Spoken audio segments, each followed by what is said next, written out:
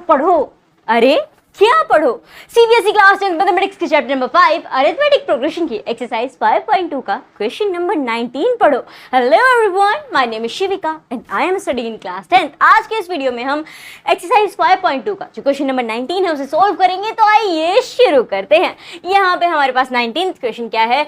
Subba Rao started work in 1995 at an annual salary of 5,000 rupees and received an increment of 200 rupees each year.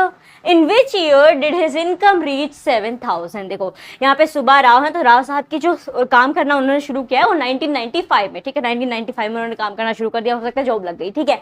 तो उस वक्त उनकी सालाना जो सैलरी है, एनुअल सैलरी, वो है मात्र 5,000 रुपए, ठीक है। फिर आगे क्या कह रहा है? फिर कह रहा है कि हर साल जो है 200 रुपए का इंक्रीमेंट होता रहता है। मतलब जैसे पहले साल 5,000 है तो अगले साल 200 रुपए बढ़ के मिलेंगे, 5,200 हो जाएंगे। फिर उसके अगले साल और 200 रुपए बढ़ जाएंगे। तो इस हिसाब से हर साल 200 रुपए बढ़ते रहते हैं सैलरी के अंदर। अब हमें क्या बताना है? हमें ये बताना है कि कौन से साल में, इन विच ईयर, राव साहब की सैलरी 7,000 रुपए हो जाएगी। तो चलिए शुरू करते हैं। आपको बहुत आसान है भैया, पहली बार में 5,000, अगली साल में 5,200, उससे अगली साल 200 में 200, 400, 5,400। ऐसे नहीं करते बैठना है, एग्जाम में भी ऐसे करते बैठेंगे बहुत ज़्यादा टाइम लग जाएगा।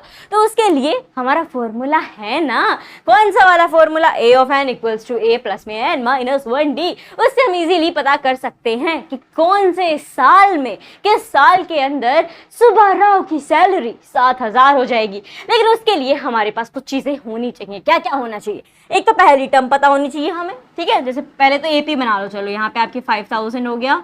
Next year there will be 5,200 dot dot dot dot dot. 7वें साल की हमें बतानी है कि 7,000 लास्ट, ठीक है। लास्ट टर्म हमारे लिए फिलहाल 7,000 ये कब होगी? तो पहले चाहिए हमें पहली टर्म, जी बिल्कुल है, 5,000 रुपीज़, ओके। उसके बाद चाहिए हमें डिफरेंस, कॉमन डिफरेंस पता होना चाहिए हमें। कॉमन डिफरेंस पता रहेगा तभी तो उस फॉर्मूला में हम लगा पाएंगे। तो कॉमन डिफरेंस आपको अच्छे से पता है, क्यों? क्योंकि ये एक AP क्यों हुई? क्योंकि हर साल सेम फिक्स्ड नंबर यहाँ पे ऐड हो रहा है, 200 रुपए, हर साल 200 रुपए बढ़ रहे हैं। तो यहाँ पे अगर आप देखोगे 5,200 में से 5,000 सब्ट्रैक्ट कर दोगे तो आपके पास 200 ही बचेगा।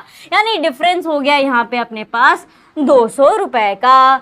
उसके बाद A ऑफ n क्या है? तो हमें क्या पता है 7,000 रुपए। A ऑफ n आपकी n की जो वैल्यू है यहाँ पे कि उस कौन से साल पे, तो वहाँ मान लो पोजीशन, यहाँ पे पहली पोजीशन है, पहली टर्म 5,000, दूसरी टर्म 5,200। इस हिसाब से 7,000 कौन सी टर्म पे आ रहा है ये हमें पता करना है बेसिकली, टर्म की भाषा में अगर हम बोले तो वो हो गया कि भैया A of n is equal to 7,000। अब हमें पता करना है कि n की वैल्यू क्या है, कौन से साल के अंदर ये 7,000 रुपए सैलरी हो जाएगी। So let's start. फॉर्मूला लिख लेंगे सबसे पहले, that A of n is equals to a plus में n minus 1d। This is our formula. तो देखो अब सबसे पहले यहाँ पे A ऑफ n हमें पता है 7,000 रुपए है, A भी हमें पता है 5,000 रुपए है, n हमें नहीं मालूम, ठीक है। नहीं मालूम तो वैसे का वैसा लिख दो, कोई जरूरत थोड़ी ना है, वही तो निकालने में लगे हुए हैं। D कितना है भैया? D है 200 रुपए, 200 रुपए यहाँ पे हम लिख देंगे। आगे बढ़ते हैं। अब यहाँ पे ये अपना 5,000 इधर प्लस के अंदर है तो इसको इधर बुला लेते हैं 7,000 के इधर। तो कैसा होगा? बोले प्लस का है तो प्लस, ना ना ना ना, इधर से उधर आया तो ये माइनस का हो जाएगा। तो ये हो जाएगा आपके पास 7,000 minus 5,000 equals to n minus 1। तो देखो जनाब वैसे का वैसा ही रहेगा यहाँ पे, तो इसको ऐसा ही छोड़ देते हैं। 200 गुना में है, इनको पहले सब्ट्रैक्ट कर लेते हैं फिर आगे का प्रोसेस करेंगे। तो 7,000 में से आपने घटा दिए हैं 5,000, तो जनाब बच जाएंगे आपके पास मात्र 2,000 रुपए। आगे क्या है? आगे देखोगे तो इधर तो n-1 को एज इट इज छोड़ देते हैं। ये जो 200 है ये मल्टीप्लीकेशन में है, तो भैया मल्टीप्लीकेशन में तो इधर बुला के डिवाइड कर दो ना। तो यहाँ पे ये 200 आ जाएगा डिवीजन के अंदर, 2 0 से 2 0 कट जाएंगे, 2 1 जा 2, 2 1 जा 2, 10 आ गया हमारे पास। यानी 10 इक्वल्स टू n-1 है। अब क्या n की वैल्यू निकाली जा सकती है? जी बिल्कुल निकाली जा सकती है। इधर ये माइनस का 1 है, इधर भेज देंगे तो प्लस का 1 हो जाएगा। So n is equal to 10 plus 1 which is equals to 11। यानी n हो गया है हमारा 11। कहोगे तो 11, ये मतलब हमें तो साल बताना है ना, तो रुको इसको भी समझते हैं।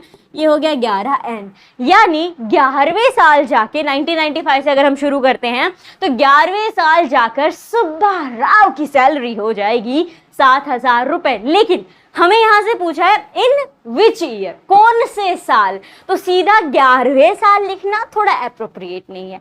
हम एग्जैक्टली साल बताएंगे कि भैया कौन सा 1995 है, तो इसके अंदर अब देखो कुछ लोग क्या करेंगे, कहेंगे अच्छा 11वें साल पूछा गया है तो सीधी सी बात है 1995 में नौकरी करना शुरू किया है, सैलरी आनी शुरू हुई है, 11 साल बाद जाके 7,000 हो जाएगी। हम कर देते हैं 1995 के अंदर 11 ऐड, 5 + 1 6, 9 10, 1 कैरी, यहाँ पे 10 हो जाएगा, फिर से यहाँ पे 1 आ जाएगा। 2006 में जाके उनकी सैलरी हो जाएगी 7,000। बिल्कुल गलत है ये जवाब। जी हाँ, क्यों गलत क्यों है? सीधा सीधा आपको 11 यहाँ ऐड नहीं करना है 1995 के अंदर, क्योंकि 1995 को मिला के 1995 ही हमारी पहली टर्म है।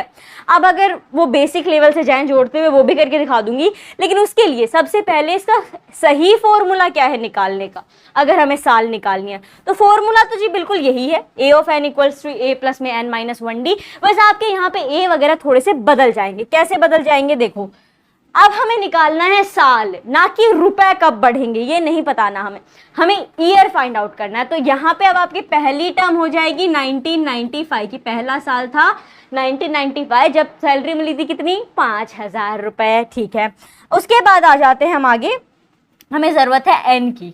n अब आपको पता है n इज 11, ठीक है, n हो गया 11।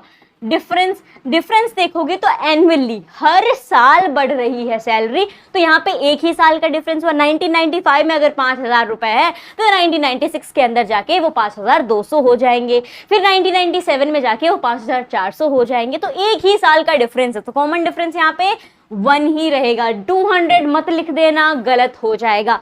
200 रुपए अगर हम रुपए के हिसाब से यहाँ पे देखेंगे जो कि हमने निकाला तब होगी। अब हम साल पे बात कर रहे हैं, ईयर पे बात कर रहे हैं, तो इसीलिए यहाँ पे डिफरेंस 1 होगा। चलो ये भी हो गया। उसके बाद हमें चाहिए a ऑफ n, यही तो हमें निकालना है कि ये जो 11वीं साल है n की जगह क्या आ जाएगा, 11 हो जाएगा। तो उस 11वीं साल वो कौन सी साल होगी ये हमें पता करना। 2006 तो बिल्कुल नहीं होगी, ठीक है, सीधा सीधा बिल्कुल मत ऐड करना। तो यहाँ पे शुरू करते हैं, सेम फॉर्मूला है a of n is equal to a plus में n माइनस 1d। ये 11 हो जाएगा यहाँ पे आपका, इसको आगे बढ़ाएंगे तो ये हो जाएगा 1995 फर्स्ट टर्म प्लस में n माइनस 1 यानी 11 माइनस 1, d का 1 रह जाएगा। यहाँ पे 1995 है, प्लस में 11 में से 1 गया, कितना बचेगा, 10 बचेगा। 1 से मल्टीप्लाई करोगे यही आएगा। अब 1995 में आपको 10 ऐड करना है, तो आपके पास आ जाएगा 2005 यानी 2005। इन द ईयर 2005, 2005 में जाके सुब्बा राव के पास पैसा ही पैसा होगा। हाँ पैसा तो हो गई, तो सुब्बा राव की जो सैलरी है उनके पास 7,000 रुपए आने लग जाएंगे। कौन से साल में, 2005 के अंदर, 2005 के अंदर।